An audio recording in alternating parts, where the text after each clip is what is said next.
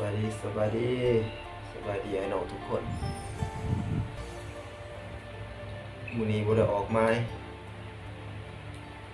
เซ็กคันเบ็ดแบบเซ็กอุปกรณ์ไว้ตัวนี้เป็นคันกระทิงล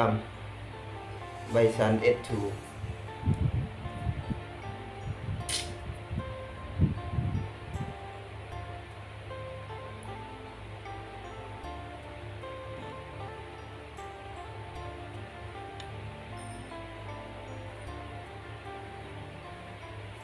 ตัวนี้เป็น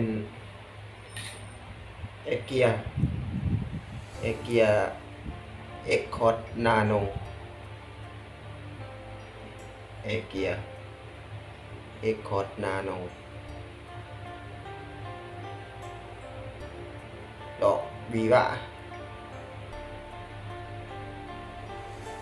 มันอยากเห็นมันอยากดื่มเลยใส่มาหลายปีเลยประมาณ3 ปีสิเขา4 ปีเลยเป็นรุ่นของวีวะ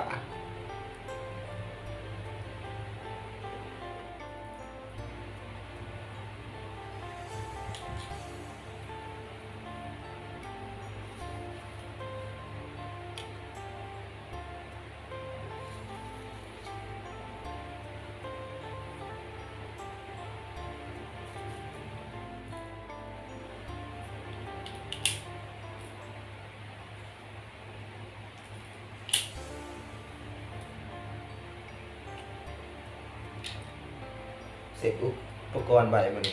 บ่ได้ออกไม้วางเวลาวางบ่มีไม้ออกส่วนนี้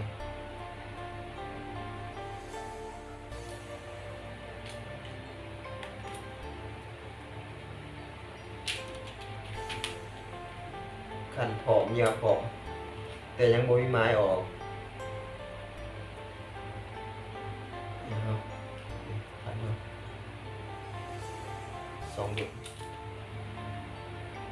เกียมผอมลุยกับเหยื่อครับผู้ใดมีไม้เด็ดกะ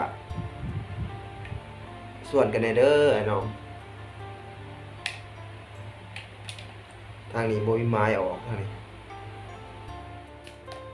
เดี๋ยวถ้าไปติดตามผลงานเบิ่งนำกันว่าสิเป็นอะไร